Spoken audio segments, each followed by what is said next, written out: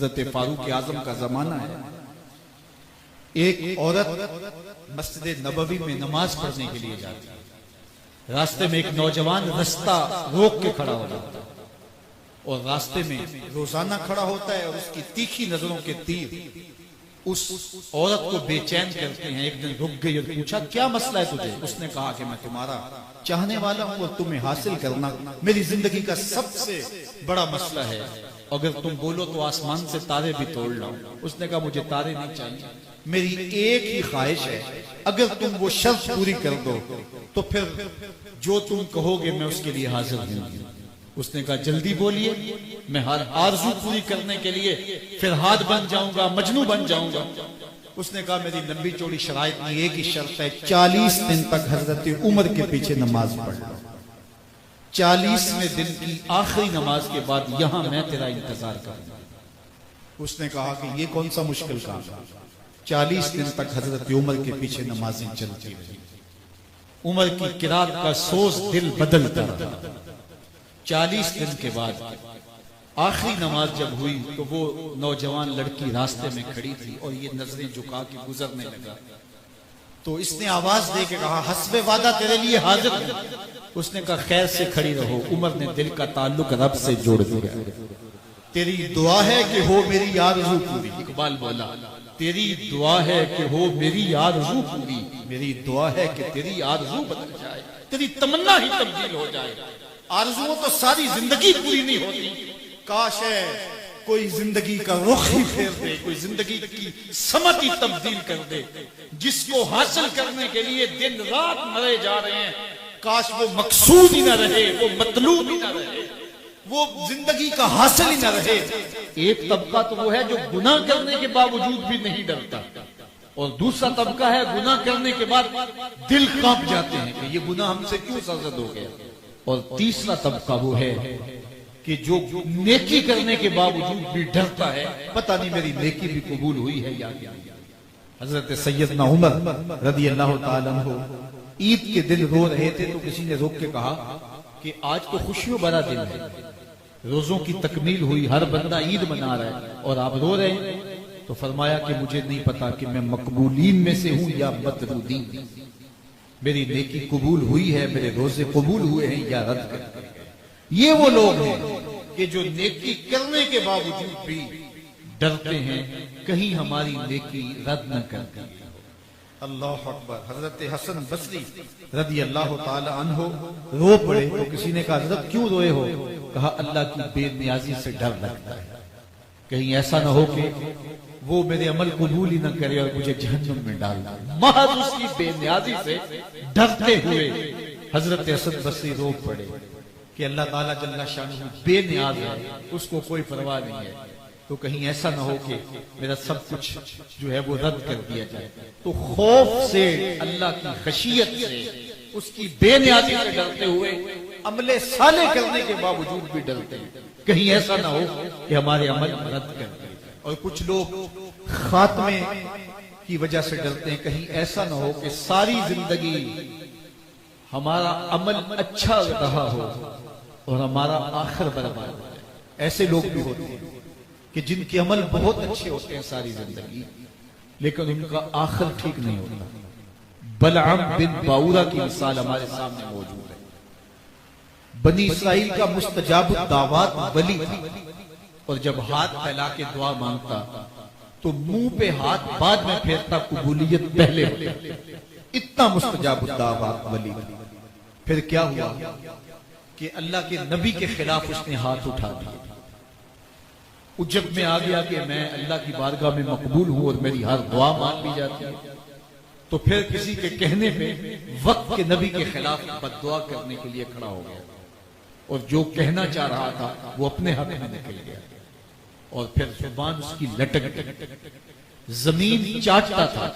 और कुरान ने कहा, मसलुहु कमसलिल कल्ब, इसकी मिसाल कुत्ते की मिसाल।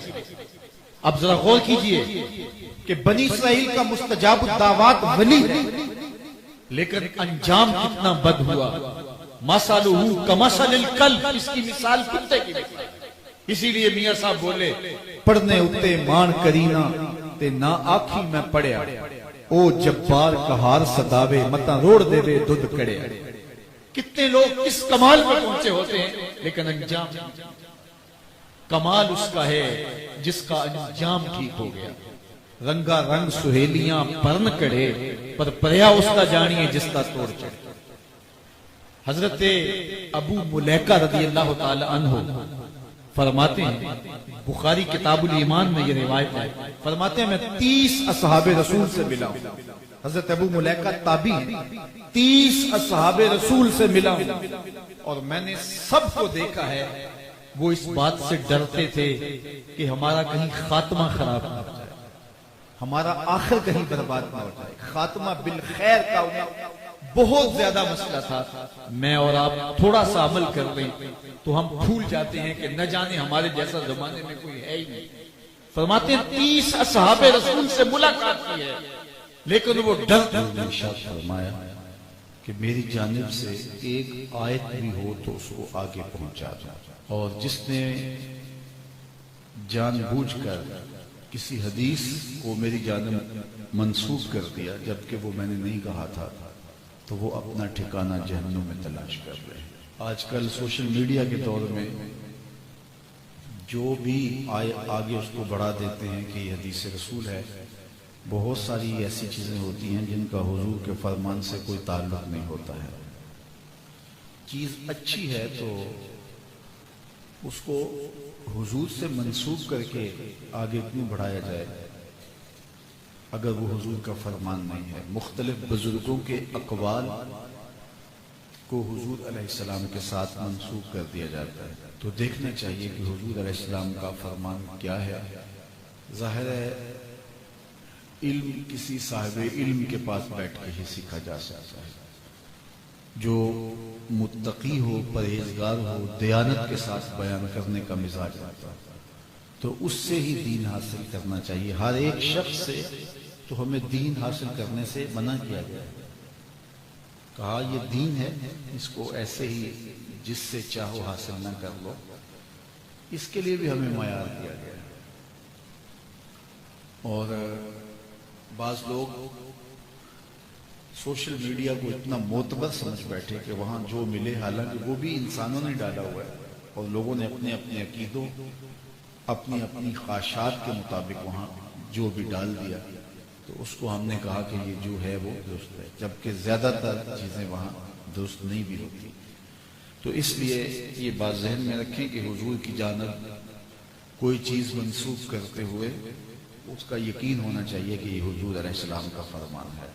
रसूल करीम सल्लल्लाहु अलैहि वसल्लम ने इरशाद फरमाया, जिस शख्स की अल्लाह भलाई का इरादा कर लेता है उसे दीन का फहम अता कर देता है, दीन की समझ नसीब कर देता है। और फिर इरशाद फरमाया, एक वक्त ऐसा आएगा लोगों पर कि जब इस्लाम का सिर्फ नाम रह जाएगा, इस्लाम का सिर्फ नाम रह जाएगा, बातिन में इस्लाम नहीं होगा, रूहों में इस्लाम नहीं होगा, रवैयों में इस्लाम नहीं होगा, तर्ज जिंदगी में इस्लाम नहीं होगा, मुआशरत में इस्लाम नहीं होगा, मुल्की कवानीन में इस्लाम नहीं होगा, अदालतों में इस्लाम नहीं होगा। इस्लाम सिर्फ नाम का रह जाएगा। वला यब्का मिनल कुरान इल्ला रस्मुहु, अल्लाह अकबर। और कुरान सिर्फ रस्म के तौर पे, रस्मुल खत के तौर पे बाकी रह जाएगा। बड़े खूबसूरत लिखे हुए कलेमात तो होंगे, लेकिन किसी के अमल में कुरान की तालीमात की झलक दिखाई नहीं देगी। अल्लाह अकबर। मस्जिदें ज़ेबो ज़ीनत के लिहाज से तो आबाद हों, लेकिन हिदायत के नूर से खाली। मिंबर और मेहराब से लतीफे सुनाए जा रहे हैं। हम तो देख रहे हैं कि इस दौर में भी ऐसा हो रहा है। तलकीन ग़ज़ाली नहीं रही और फलसफाए रूमी नहीं रहा, अजान रह गई, अंदाज़े बिलाली नहीं रहा। हुजूर ने फरमाया कि सबसे शरीर तबका अगर है तो वो भी उलमा के रूप में है, और सबसे अच्छा तबका अगर ढूंढने निकलो तो फरमाया वो भी और कहीं नहीं मिलेगा, वो भी उलमा के रूप में है।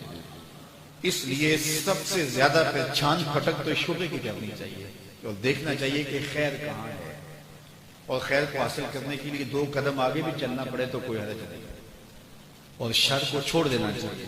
हुजूर ने इरशाद फरमाया, अल्लाह के नजदीक सबसे ज्यादा लोगों में जो शरीर शख्स है, कदर व मंजलत के लिहाज से क़यामत के दिन सबसे शरीर शख्स वो होगा जिस